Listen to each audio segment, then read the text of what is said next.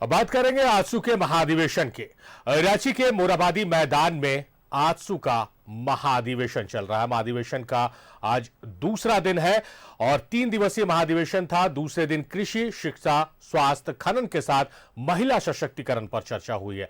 वहीं महाधिवेशन के दूसरे दिन जातीय जनगणना समेत कई मुद्दों पर सुझाव आए हैं।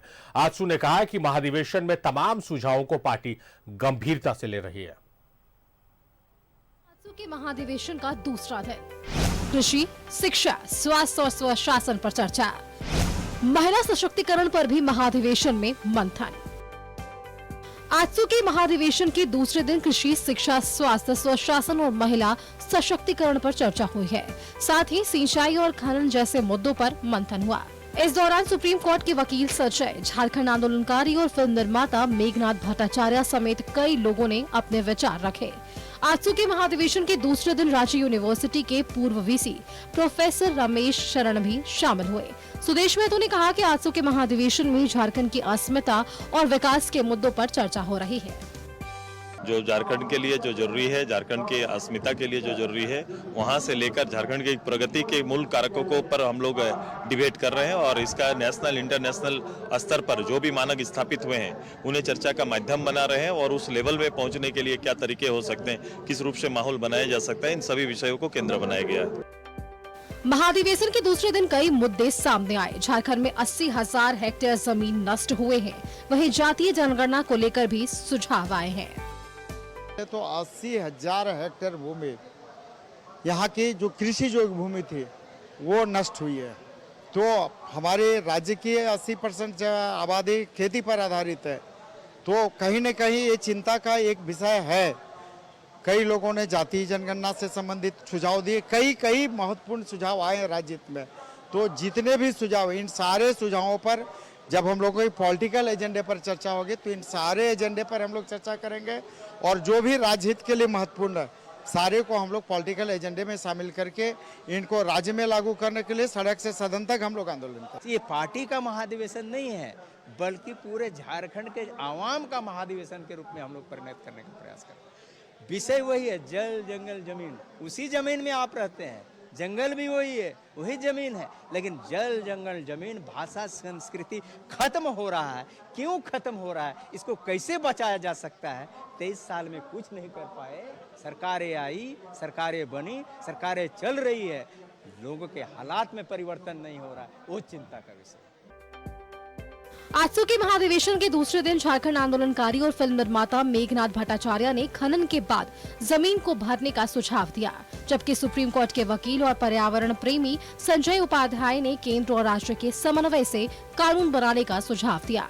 उन्होंने कहा कि देश में नीति बाद में बनती है, कानून पहले बन जाता है। में लोहा है, एल्युमिनियम है, कोयला है, नहीं निकालना ये हम नहीं बोल रहे, जरूरत पे निकाले, मगर निकालने के बाद जो है उसको फिर भर दो ना। वो जमीन को भरने का काम गवर्नमेंट 1981 से, इन लोग को जो माइनिंग का प्लानिंग है 81 से बोला जाता है कि हम कर रहे हैं और अभी तक 40 साल तक आपको दिखने को नहीं मिलेगा। तो मेरा ये कहना है कि ये अगर भर जाता है तो वो जमीन के ऊपर में फिर नया चीज हो सकता है। कायदे से पहले नीति बननी चाहिए, एक सोच समझ आना चाहिए, एक विजन होना चाहिए और उसके पश्चात जो है वो कानून का निर्माण होना चाहिए और आगे उस पर क्या कार्यक्रम हो, एक्शन हो, उसका निर्माण होना चाहिए। लेकिन हमारे यहाँ थोड़ा उल्टा है, खासकर पर्यावरण को लेके। तो ये बदलने की ज़रूरत है और बहुत ज़रूरी है कि ये बदला जाए। महाधिवेशन के जरिए आजसू ने मिशन 2024 का शंखनाद कर दिया है। 3 दिवसीय महाधिवेशन में झारखंड नव निर्माण संकल्प का समागम हो रहा है। तीसरे दिन खुला अधिवेशन होगा, जिसमें किसी भी पार्टी से जुड़े लोग हिस्सा ले सकेंगे। खुला अधिवेशन में 32,000 गाँवों से 1 लाख प्रतिनिधि हिस्सा लेंगे। साथ ही आखिरी दिन कई राजनीतिक प्रस्ताव भी पारित होंगे। न्यूज़ 11 भारत के लिए रांची से सत्यव्रत किरण की रिपोर्ट। तो आजसू का महाधिवेशन है, 3 दिवसीय महाधिवेशन और इस महाधिवेशन की सबसे अच्छी बात है कि इसमें सिर्फ नेता नहीं बोल रहे हैं, इसमें समाज से जुड़े लोग बोल रहे हैं, चाहे वो शिक्षाविद हो, फिल्म मेकर हो, एडवोकेट हो, वो आकर अपनी बातों को रख रहे हैं, उन्हें मंच प्रदान किया जा रहा है आजसू की तरफ से। बहरहाल हम चलेंगे मोरहाबादी मैदान, जहां पर आजसू सुप्रीमो सुदेश महतो सभा को संबोधित कर रहे हैं। अगर इतने दिन के अंदर ये नहीं देंगे तो कर्मचारी पंचायत सेवक या फिर जो पदाधिकारी उसको रिलीज करते हैं उनके खिलाफ में कार्रवाई होगा। किसी को चावल नहीं मिला तो कोई केस हुआ है क्या? आज तक कहीं पर कोई मुकदमा हुआ है क्या? पढ़ाई की सुविधा नहीं हुई तो कोई मुकदमा हुआ है क्या? स्कूल में मैथ टीचर नहीं था, साइंस टीचर नहीं था, तो इस अधिनियम से तो केस होना चाहिए, मुकदमा होना चाहिए कि नहीं होना चाहिए?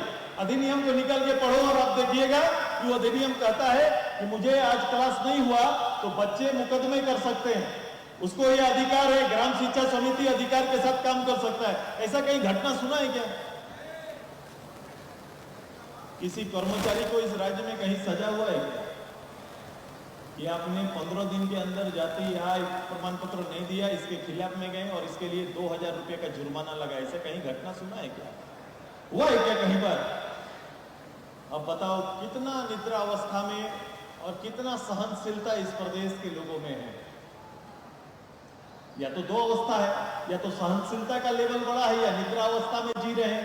और ऐसे लोगों के बीच में डेवलपमेंट का वो पैमाना स्थापित करना है जो शायद दुनिया में कहीं नहीं हो, वो तैयार करना ये कितनी कठिन राजनीति है। इसीलिए चतुर राजनीति करने वाले लोग आपसे खेल जाते हैं, भावना से खेल जाते हैं।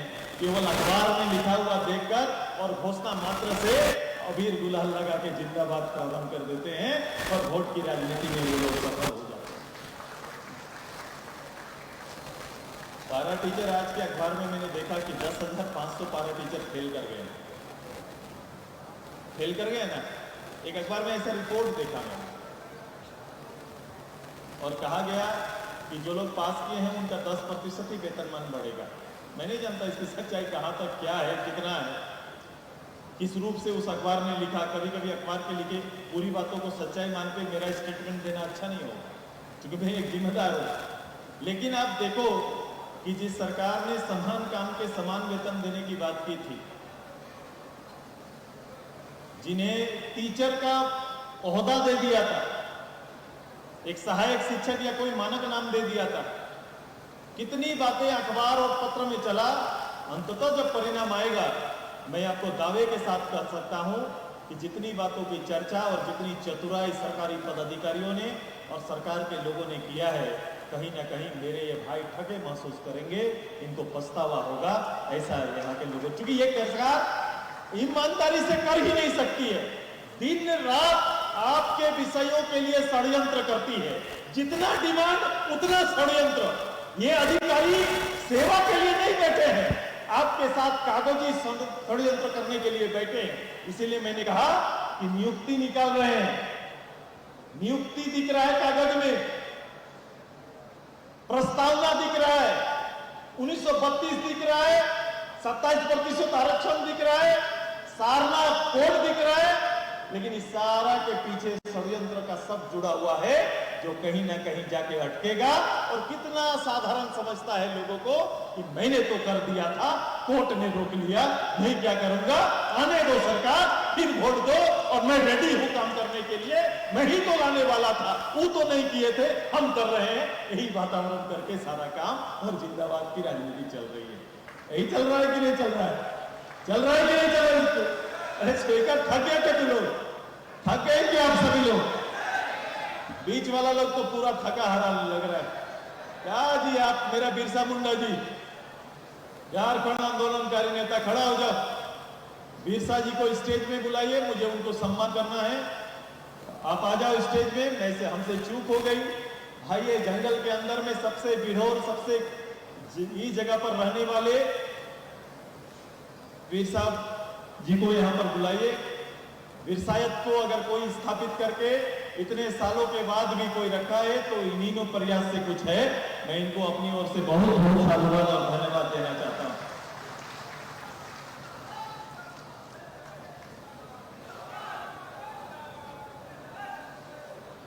जोरदार ताली बिरसा जी के लगाइए भाई।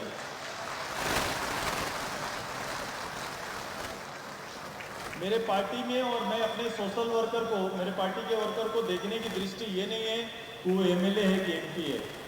एक साधारण पंचायत का और प्रखंड का कार्यकर्ता भी मेरा अगर जिम्मेदारी के साथ काम कर रहा है तो मेरा सबसे बड़ा नेता और मेरा सबसे बड़ा कार्यकर्ता वही। मेरा मापदंड बिल्कुल अलग है, इसलिए मैं कोशिश कर रहा था कि चीजों को फैला के बात करूं, क्योंकि मेरी लड़ाई केवल आज का नहीं है। मैं झारखंड के राजनीतिक बुनियाद को मजबूत करने के लिए काम कर रहा हूं। सुदेश महतो कल के राजनीति को मजबूत करने के लिए काम कर रहा है। मैं कल का नेता तैयार कर रहा हूं, कल के नेतृत्व को देख रहा हूं। इसलिए विविधता होनी चाहिए इसके अंदर में, इसका दिल बड़ा होना चाहिए, काम बड़ा होना चाहिए, सोच बड़ा होना चाहिए और राजनीतिक संबंध भी उतने अच्छे होने चाहिए। मैं बिरसा जी को यहाँ बुलाया, सामने आइए, सामने से दादा, सामने से। मैं आग्रह करता हूँ हमारे पार्टी के सांसद आदरणीय चंद्रप्रकाश चौधरी जी सम्मानित करेंगे और हम रामचंद्र जी से भी आग्रह करेंगे कि वो भी सम्मान मिलेगा।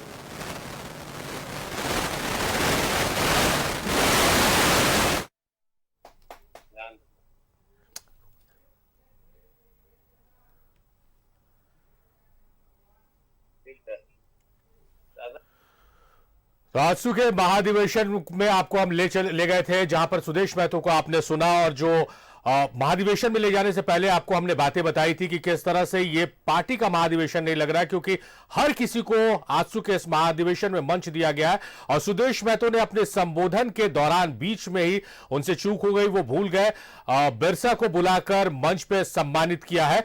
तो ये कहीं ना कहीं जो कहा देवशरण भगत ने कि ये पार्टी का नहीं झारखंड का महाधिवेशन है, उसकी झलक इस महाधिवेशन में देखने को मिला।